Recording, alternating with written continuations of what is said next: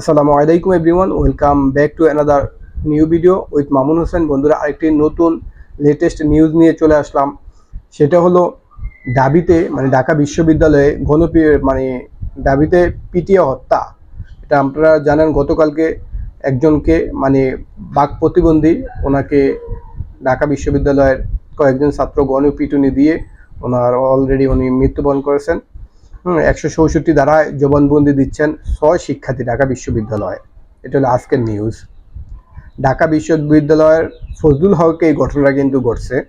ফজলুল হক মুসলিম হলে চোর সন্দেহে গণপিটুনিতে তোফাজ্জল নামে মানসিক ভারসাম্যহীন এক যুবকের হত্যার অভিযোগে দায়ের করা মামলায় গ্রেপ্তার ঢাকা বিশ্ববিদ্যালয়ের 6 শিক্ষার্থী আদালতে ফৌজদারি কার্যবিধির 164 ধারায় স্বীকারোক্তিমূলক জবানবন্দি দিচ্ছে।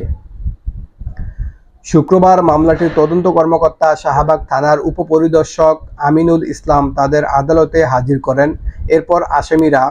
এরপর আসামিরা স্বেচ্ছায় দোষ স্বীকারোক্তি করেন। স্বীকারোক্তিমূলক জবানবন্দি দিতে সম্মত হওয়ায় তার রেকর্ড করার আবেদন করেন তদন্তকারী কর্মকর্তা।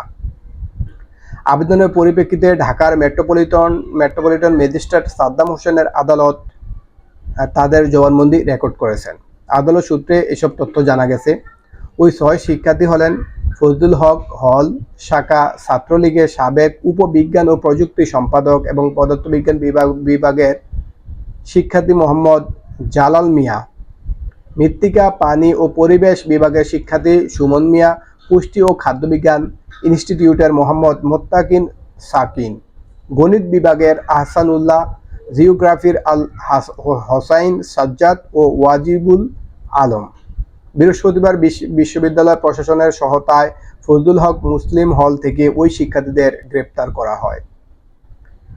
এজাহারে উল্লেখ করা হয়, গত 18 সেপ্টেম্বর রাত 7:45 দিকে ঘটনাটা ঘটে।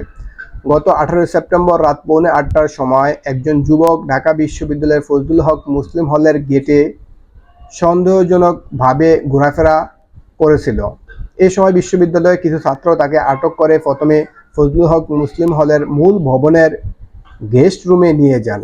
মোবাইল চুরির অভিযোগে করে তারা ওই যুবককে এলোপাতাড়ি চর, থাপ্পড় ও কিল ঘুষি মারেন। জিজ্ঞাসাবাদে ওই যুবক তার নাম তোফাজ্জল বলে জানান। পরে তিনি মানসিক রোগী বুঝতে পেরে তাকে হলের ক্যান্টিনে নিয়ে খাবার খাওয়ান। এরপর তাকে হলের দক্ষিণ ভবনের গেস্ট রুমে নিয়ে জানালার সঙ্গে হাত বেঁধে স্ট্যাম্প, হকি স্টিক ও লাঠি দিয়ে উচ্ছৃঙ্খল কিছু ছাত্র বেধড়ক মারধর করলে তিনি অচেতন হয়ে পড়েন। গুরুতর আহত অবস্থায় রাত 1টার দিকে ঢাকা মেডিকেল কলেজ ডামেক হাসপাতালে নেওয়া হলে চিকিৎসকরা তাকে মৃত ঘোষণা করেন। বন্ধুরা, আজকের ভিডিওটা এখানে শেষ করলাম। আবার দেখা হবে অন্য কোনো নতুন লেটেস্ট নিউজ নিয়ে। সে পর্যন্ত আপনারা আমাদের চ্যানেলটা সাবস্ক্রাইব করে আমাদের সঙ্গে থাকবেন। আল্লাহ হাফেজ। আসসালামু আলাইকুম ওয়া রাহমাতুল্লাহ।